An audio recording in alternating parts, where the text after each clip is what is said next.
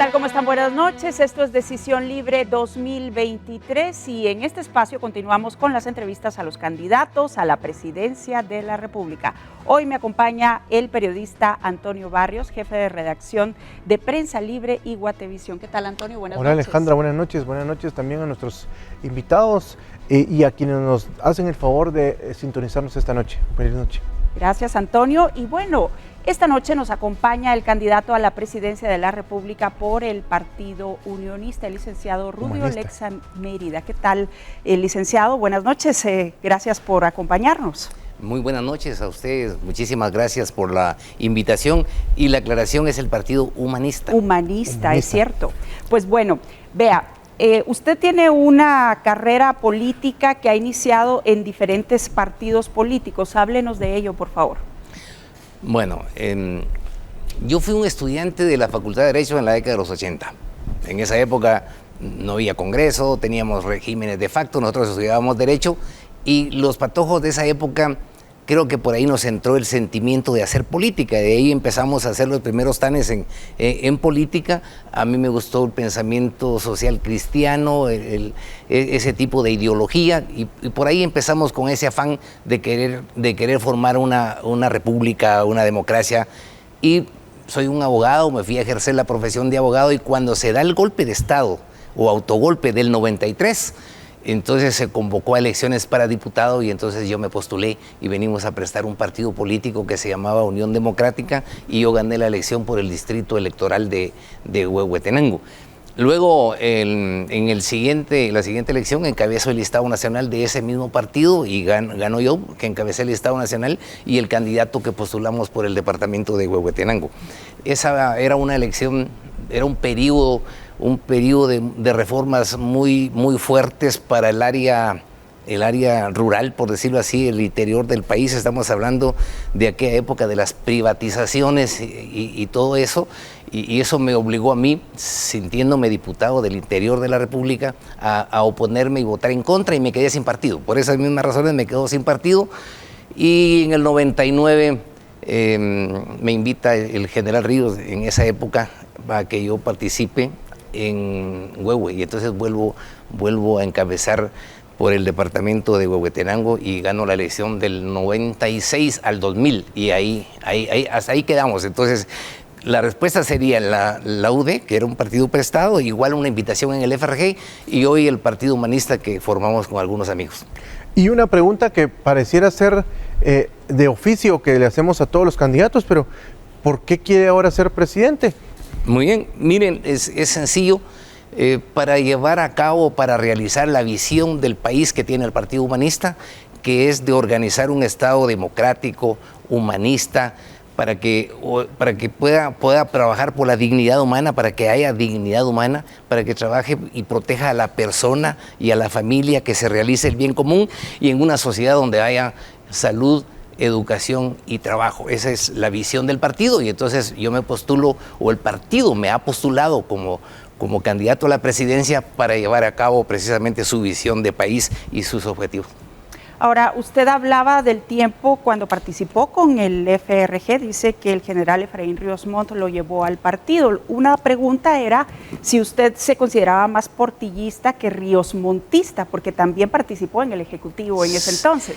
Sí, una situación bastante complicada, porque la invitación me la hizo el general y eso me hacía ver como que estaba más inclinado en ese lado, pero era un mismo partido.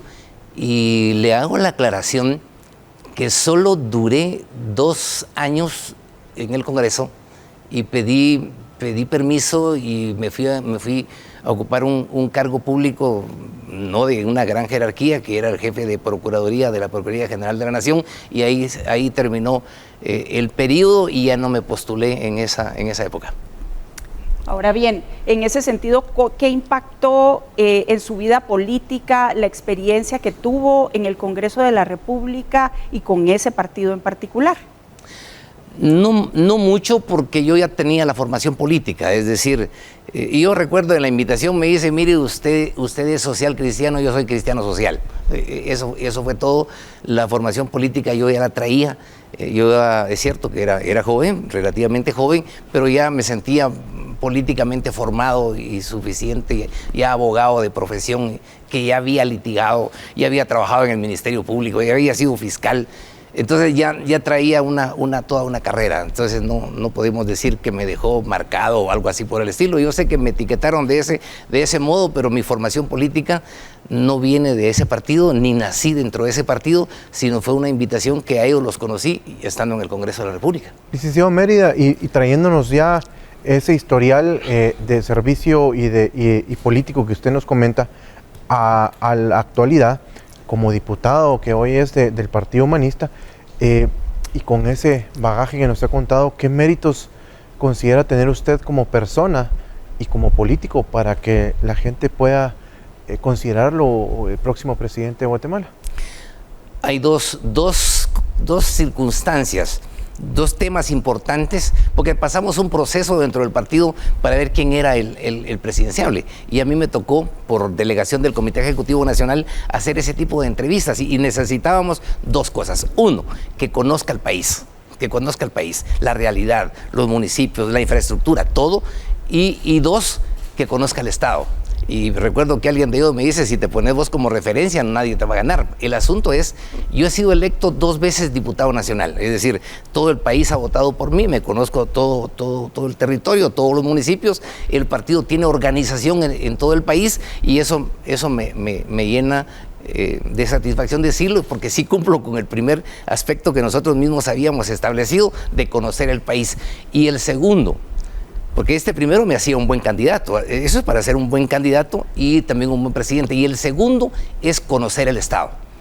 Yo soy un abogado, soy egresado de la Universidad de San Carlos, he sido abogado del Estado varios años, tengo experiencia en seguridad y justicia, y más que todo, mi paso por la Procuraduría General de la Nación, yo fui jefe de la sección de Procuraduría, de la sección de Consultoría, subprocurador general de la Nación, y entonces el conocimiento del Estado da una credencial muy alta para un presidente. En la experiencia que hemos tenido, el presidente llega al cargo y terminan mandando los asesores, y ese sí genera un problema. Yo tengo la experiencia suficiente, no solo de conocer a la población, sino de conocer el Estado, porque tampoco hay mucho tiempo para tomar decisiones. Desde el primer día del ejercicio del cargo se deben estar tomando decisiones para poder salir adelante.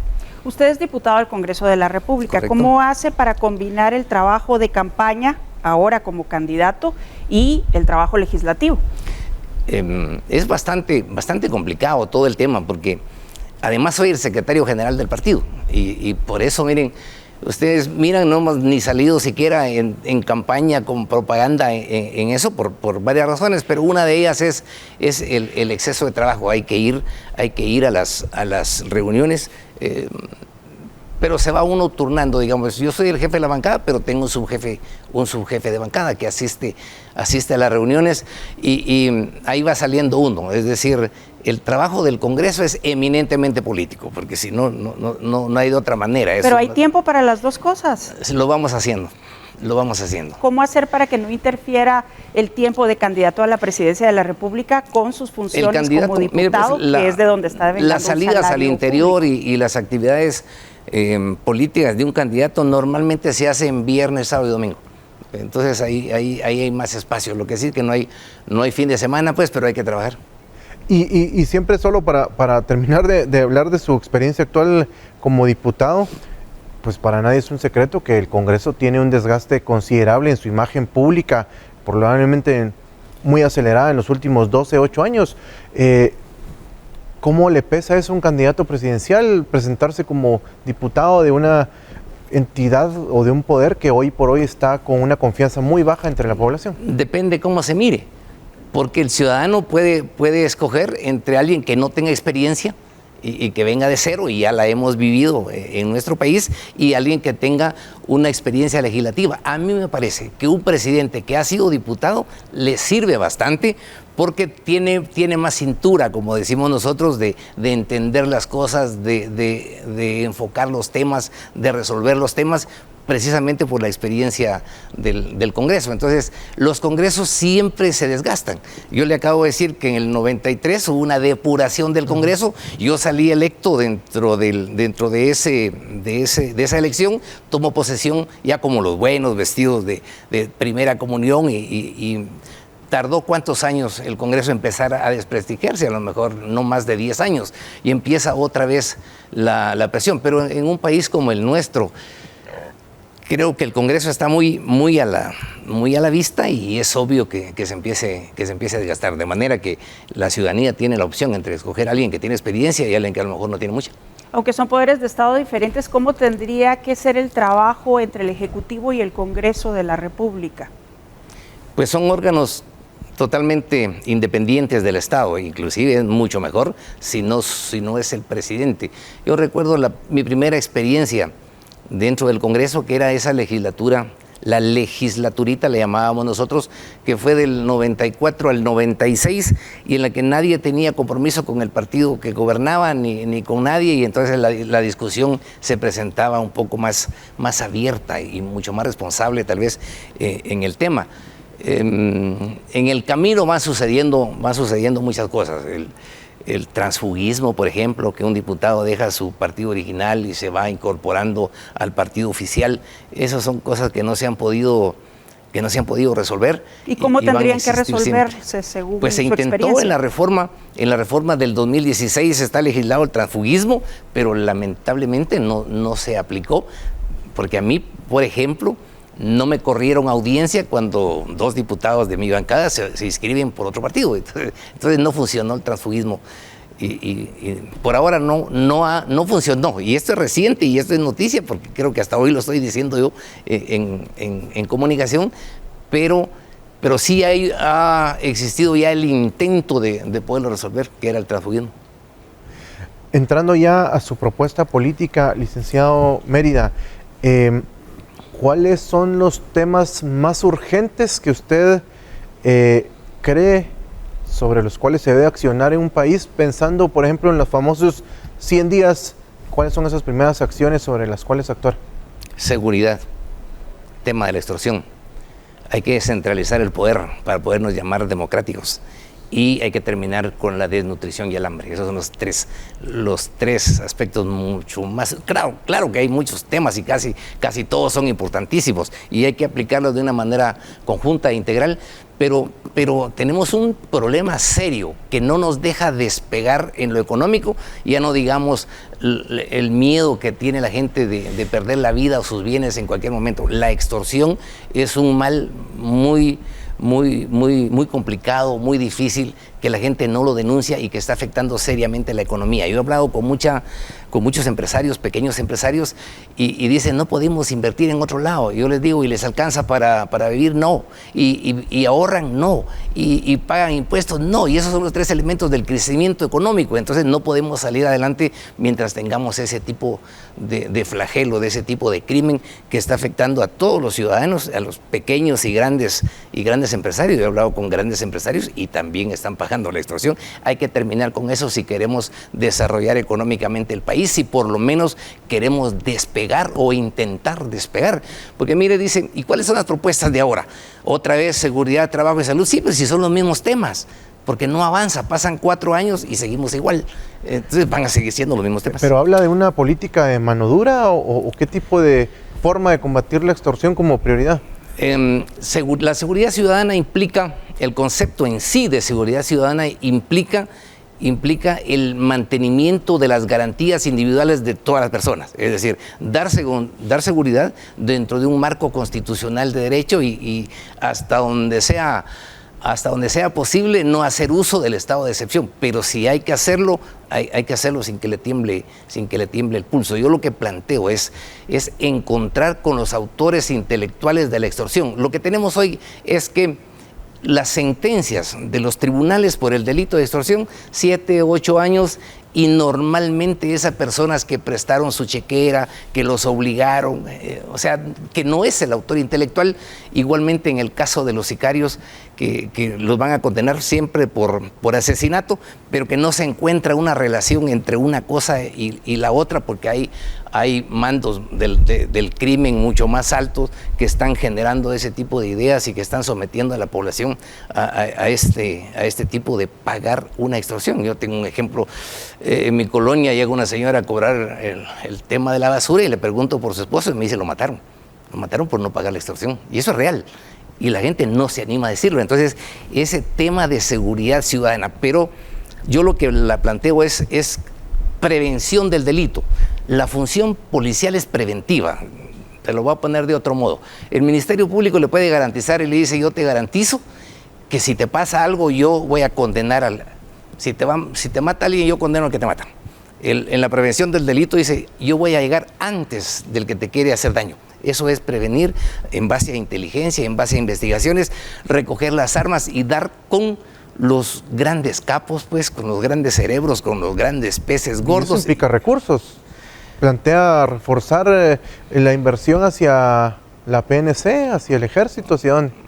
No, pues si tenemos los suficientes recursos, o sea, y tenemos leyes. ¿En qué se diferencia la policía que usted conoció en el gobierno del FRG con la policía que actualmente tenemos? No ha cambiado mucho. Y me acabo de reunir con viceministros de Gobernación, con el subdirector de la policía y gente de investigación. No ha cambiado. Y como los míos, aterrados, preocupados, de cada 10 palabras que me decían en la bancada, dicen, y le consulté al fiscal, y le pedí su autorización al juez. Tienen miedo de que los encarcelen, tienen miedo de que el MP los procese, y entonces así no vamos a ninguna parte.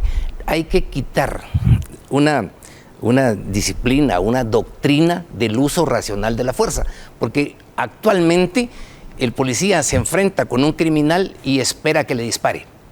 O sea, entonces, ¿qué está pasando en la cabeza de un policía? Dice, o soy el muerto o soy preso, cualquiera de los dos. Y entonces, por eso dicen en son de broma que ponen primero la sirena para que cuando lleguen ya se hayan ido solo a atender la escena del crimen. Entonces hay que cambiar esa mentalidad, y me contó un general de alto rango del ejército que ahí mismo en el ejército también tienen ese tipo de pensamiento. Yo creo que a estas alturas hay que cambiarlo. Y es más, hay que crear mecanismos de disciplina interna que determinen cuándo se abusó de la fuerza, porque también hay que tener claro en ese sentido. Cuando un agente de la fuerza pública hace mal uso de la fuerza y mató a alguien, por ejemplo, porque confundió un lapicero con un arma, para ponerle ese ejemplo, entonces hay que hacerse una investigación interna, y solo después de haber pasado por ese examen interno se puede consignar a un tribunal, a un policía. Eso creo que nos daría más energía, más fuerza, y además hay que salir ya de ese esquema en el que los derechos humanos limitaban siempre al Estado, acusándolo de que estaba violando los derechos humanos, porque es cierto, el Estado es el garante y es el único que puede violar derechos humanos, pero también tiene la obligación de proteger a la persona, a las demás personas, que es una obligación mucho más grande, y entonces tiene que hacer uso el Estado de la fuerza hasta donde sea posible, y dialogar con jueces, con fiscales, de que las circunstancias del caso no son nada más para atacar a los policías, y tener clara la situación de lo que es el MP. Yo planteo la necesidad de despolitizar la justicia. Es decir, el esquema en el que vivimos hoy, y que le hablaba hace un momento, ¿sí?, que usted lo mira en los jóvenes, también está en los jueces. Pero en este momento le voy a interrumpir porque tenemos que ir a la pausa, y al regresar le damos continuidad al tema. Esto es Decisión Libre 2023. Hoy nos acompaña el candidato a la presidencia de la República por el Partido Humanista, el licenciado Rudio Lexan Mérida. Ya volvemos. Gracias por continuar con nosotros. Esto es Decisión Libre 2023. Hoy en el estudio nos acompaña el candidato a la presidencia de la República por el Partido Humanista, Rudio Lexan Mérida. También con nosotros el periodista Antonio Barrios, jefe de redacción de Guatevisión y Prensa Libre. En este momento tenemos un segmento, Antonio. Claro, es una ronda rápida de preguntas, pero antes invitarlos a participar en redes sociales a través del hashtag Decisión Libre 2023. Ya saben que nos pueden hacer comentarios ahí o incluso dirigirle preguntas al candidato presidencial del Partido Humanista. Así que tú nos dices, Alejandra. Comenzamos ahora, vamos con la primera palabra. Exacto. Corrupción. Una pena, y hay que terminarla lo antes posible, y sigue siendo crimen organizado. Pena de muerte. Es imposible a estas alturas porque no le corresponde al Ejecutivo, sino que es a los jueces y legislación. Pero la Corte de Constitucionalidad en este momento ya sacó de la legislación vigente los casos de pena de muerte, así que la única manera es aumentar las penas, pero no corresponde ni al presidente ni al Congreso, que somos jueces. Populismo. Es una tendencia de los partidos políticos en conseguir votos en base de promesas poco fiables. Ideología de género. Es el último, es lo que está de moda en este momento y que se ha venido tergiversando en un lenguaje bastante complicado de decirle, pero no es exactamente el derecho de los géneros, y dentro de ese estudio entra la diversidad y entran otro tipo de géneros que mi partido y yo no compartimos. Desnutrición. Una pena. Hay que avergonzarnos como guatemaltecos, y especialmente la infantil.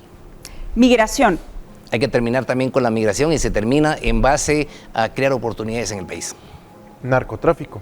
Un crimen internacional, difícil de combatirlo, pero no imposible. Lavado de dinero. Es un tema bancario y un tema delictivo, y que hay que perseguirlo, y bueno, normalmente hay funcionarios públicos involucrados. Libertad de expresión. Hay que pelear por ella, creo que es una de las garantías de una democracia.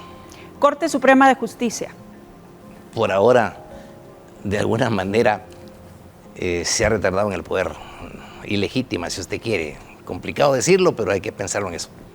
Vamos ahora con campañas políticas. ¿Qué es una campaña política? Bueno, es un esfuerzo de un partido político por conseguir el mayor número de votos para que nos den alcaldes, diputados y la presidencia. Humanista. Ayudar a los demás, ayudar al prójimo. Minería. Es un recurso que, si se trabaja ordenadamente y se consulta a la población, y si los recursos se quedan en el lugar, podría ser una solución económica. Tribunal Supremo Electoral. Hay que reencauzar nuestro sistema político. Yo solo espero que este proceso lo terminen bien. Cárceles.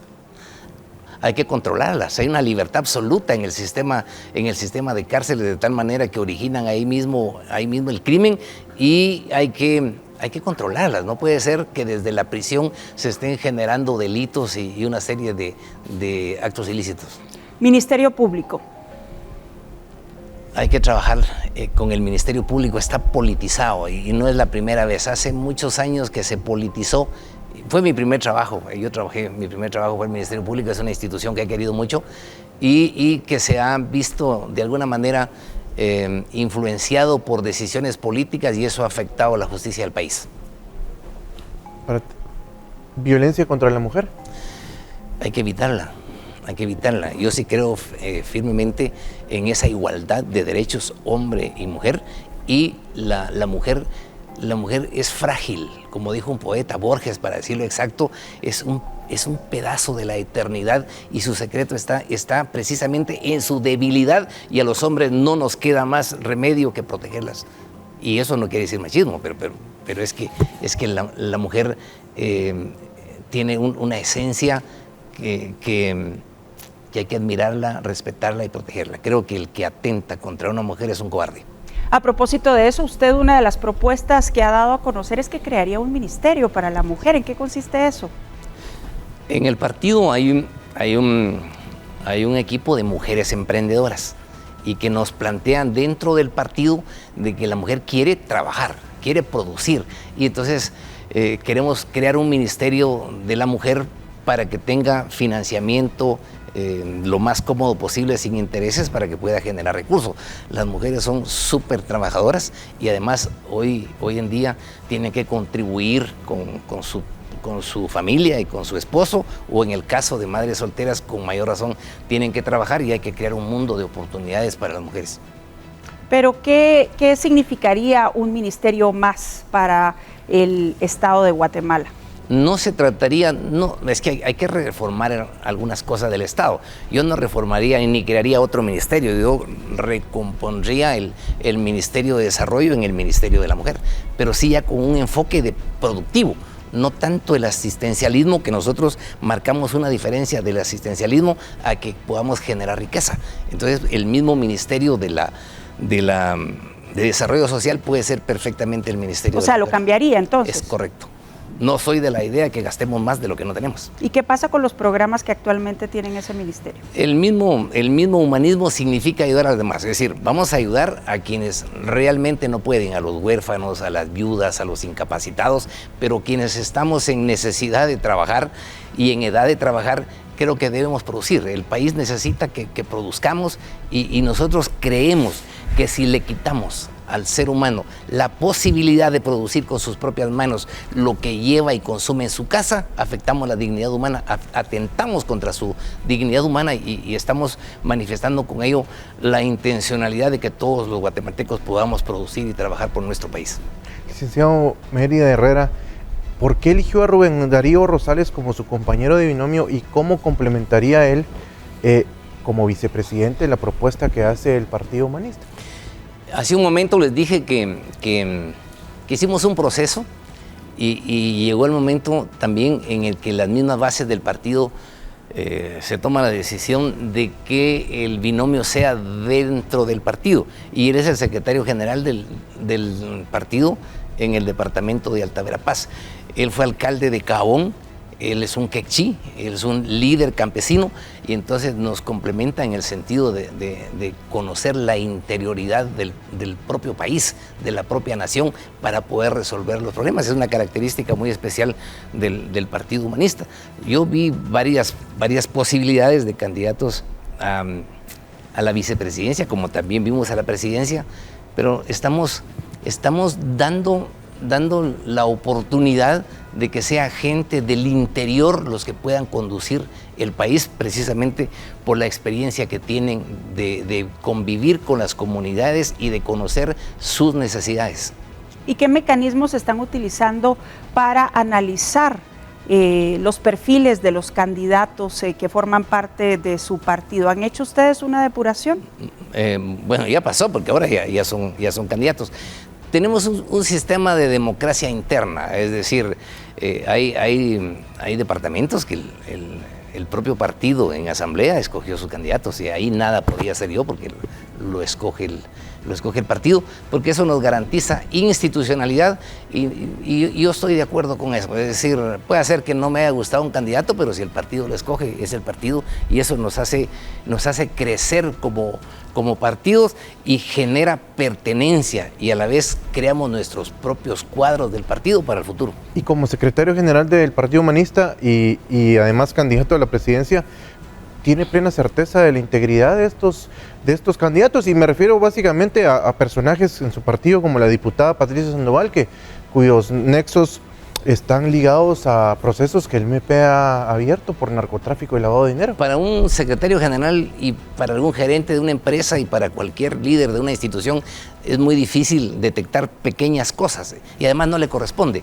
Es decir, yo soy el secretario general del partido, pero yo no puedo prejuzgar a alguien o sancionarlo sin haberlo citado, oído y vencido a ustedes. Entonces eso como que le corresponde a otras instancias. Es decir, respetamos las decisiones del partido y en los casos concretos, pues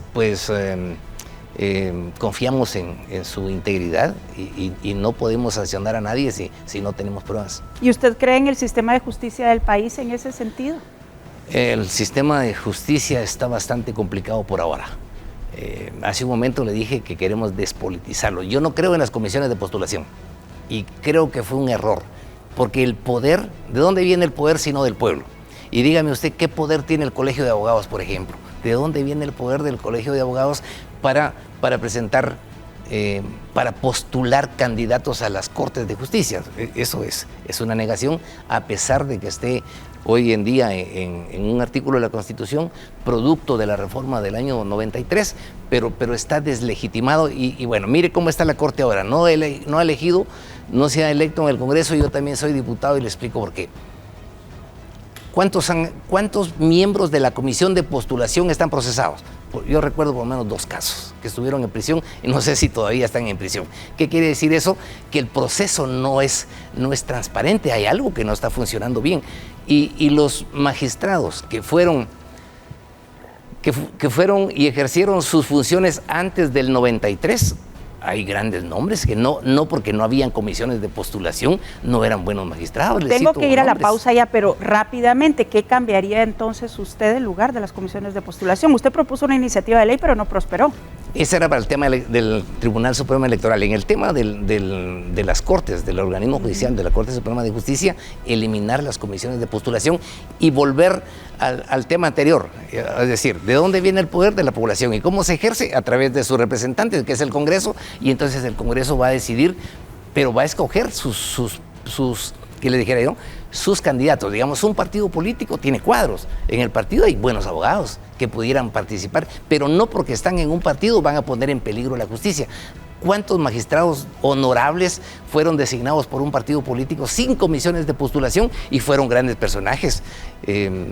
Epaminondas González, Edmundo Vázquez Martínez, y es una lista grande. Y si usted hace un análisis de quiénes o qué magistrados de antes de comisiones de postulación y post comisiones de postulación fueron mejores o por lo menos tienen reconocimiento de calidad, y va a encontrar que fueron los de antes. Entonces, volver al principio general de que el poder radica en el pueblo y lo delega para su ejercicio en los poderes del Estado, y así salen los nombramientos, y creo que podemos funcionar mejor. Licenciado Alexandre Mérida, vamos a la pausa en este momento. Gracias a todos ustedes por su sintonía. Sigan enviando sus mensajes utilizando el hashtag Decisión Libre 2023. Ya volvemos. Gracias por continuar con nosotros. Esto es Decisión Libre 2023. Hoy en el estudio nos acompaña el candidato a la presidencia de la República por el Partido Humanista, el licenciado Rudio Alexandre Mérida, el periodista Antonio Barrios, jefe de redacción de Prensa Libre, también está con nosotros. Y bueno, en este momento, Antonio, tenemos el segmento de preguntas en las que el candidato escoge una de las opciones que le proponemos. Así es, Alejandra. Cuando tú digas, podemos empezar. Comenzamos ahora. ¿Republicanos o demócratas? Republicanos. ¿China o Taiwán? China. ¿Jimmy Morales o Alejandro Yamatei? Ninguno. ¿Putin o Zelensky? Ninguno. ¿Nayib Bukele o Daniel Ortega? Bukele con alguna pequeña modificación. ¿Izquierda, derecha o centro? Centro, si tengo que decir centro.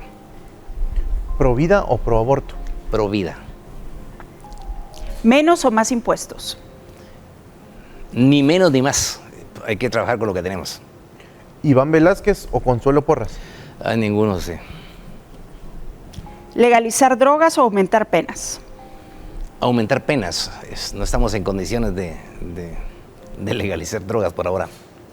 ¿Más o menos presupuesto para el ejército?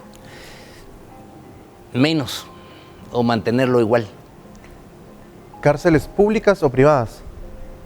Es un intento que valdría la pena las privadas, pero por ahora solo las públicas, y ni siquiera son cárceles, son encierros.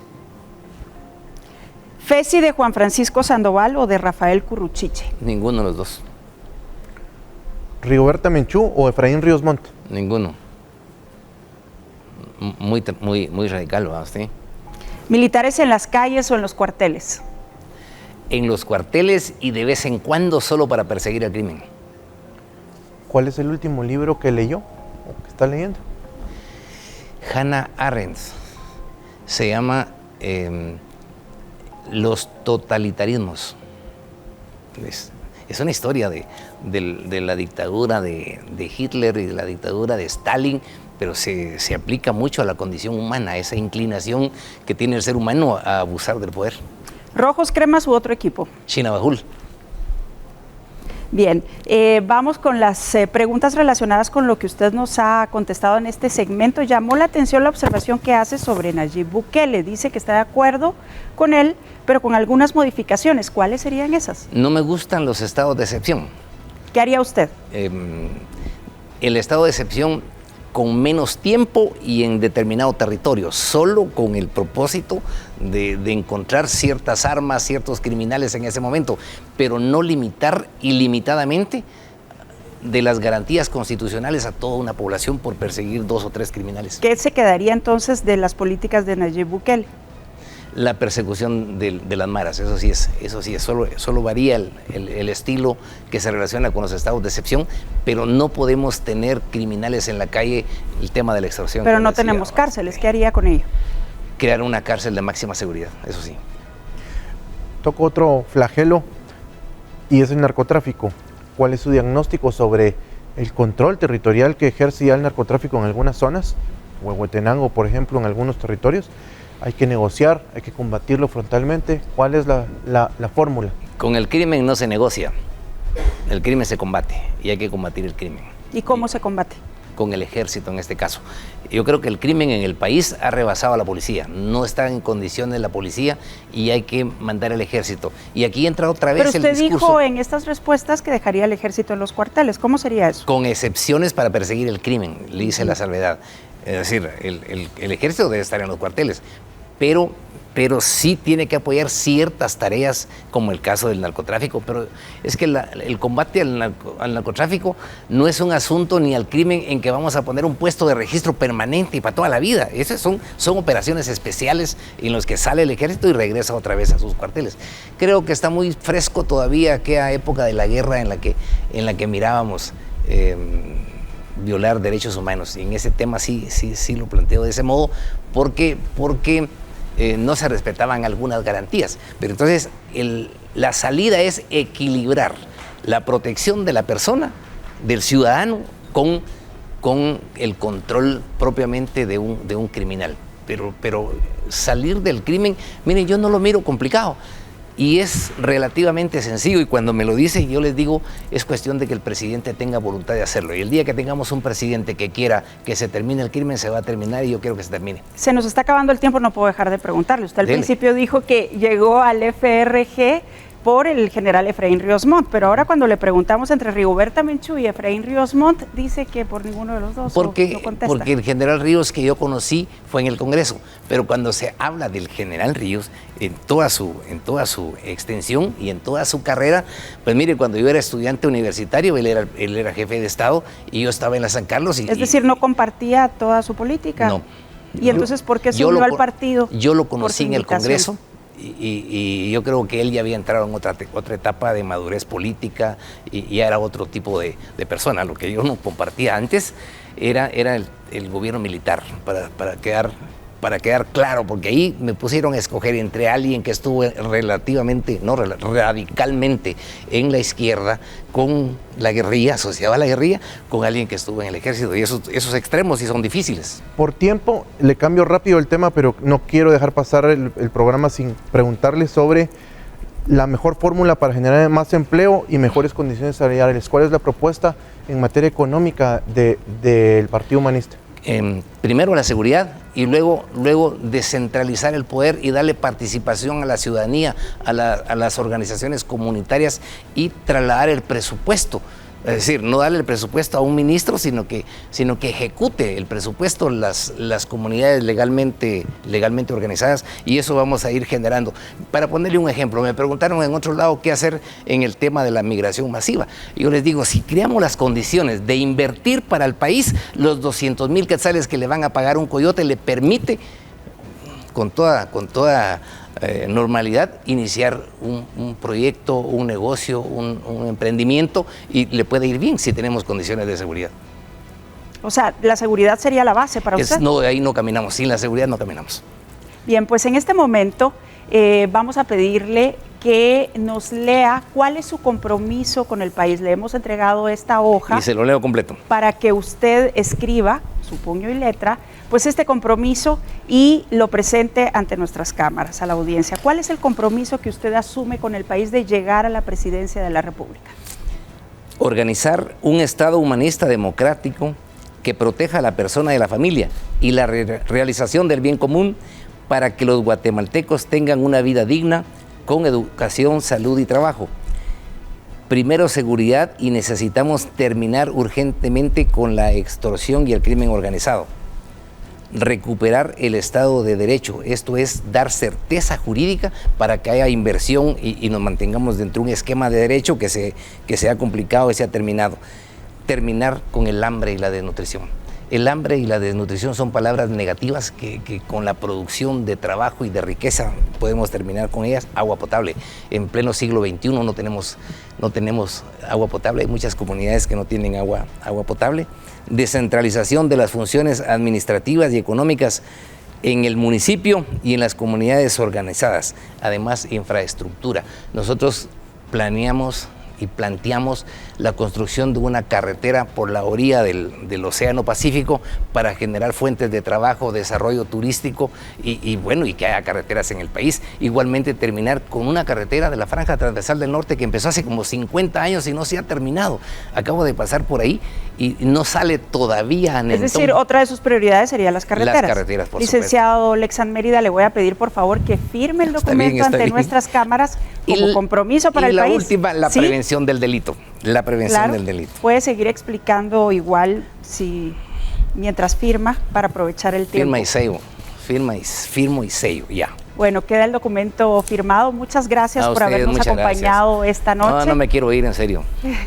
Bien, a ustedes pues, muchas gracias. Esta noche en Decisión Libre nos acompañó el licenciado Rudio Lexan Mérida. Él es candidato a la presidencia de la República por el Partido Humanista. Antonio. Así es, les agradecemos su atención, le agradecemos al candidato también su asistencia y los invitamos a seguir participando con nosotros a través de Decisión Libre 2023. A través de este hashtag, Alejandra, puede encontrar toda la cobertura que está haciendo Prensa Libre y Guatevisión sobre este proceso electoral que culminará el 25 de junio con el voto de los guatemaltecos. Nosotros regresamos con ustedes el próximo jueves con más entrevistas. Gracias por su sintonía. Buenas noches. Que descansen.